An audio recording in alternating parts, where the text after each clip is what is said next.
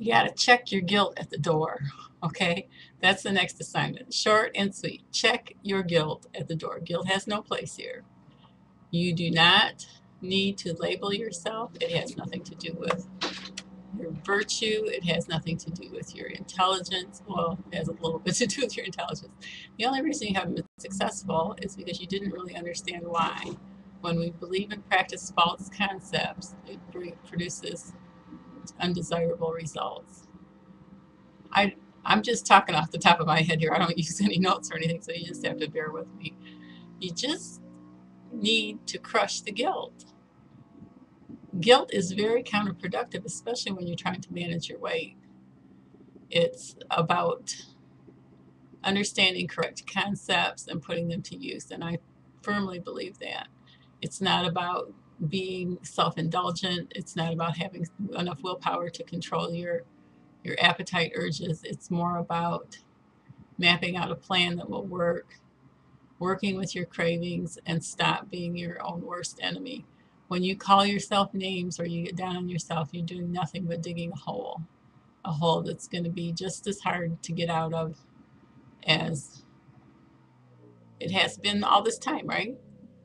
Obesity is a hard hole to dig yourself out of. I've been there and done that. I doubled my weight from 120 to over 242 and have gotten the major chunk of that back off again.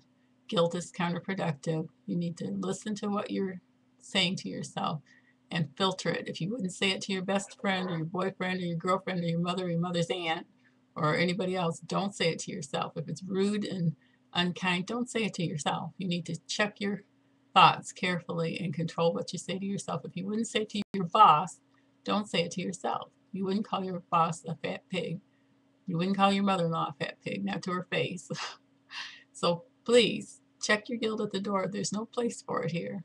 We're going to move forward. I hope and pray that I can help you manage your journey and find the key to the door. Because for most of us, we have felt that the door has been locked and chained and bolted. And it's time to just take your golden key, stick it in the lock, and open the door.